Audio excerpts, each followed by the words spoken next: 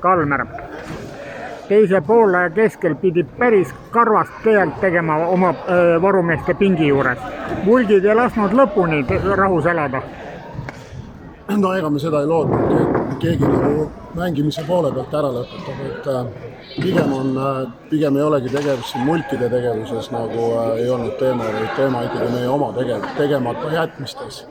Et teine poolaeg ikka oli väravahtide poolt kehva ja kaitsetegevus ka alla arvestust.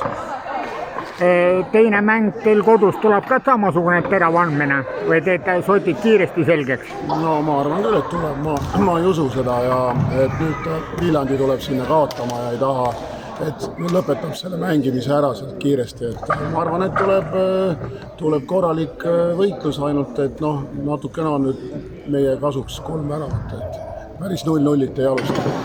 Aitäh! Aitäh!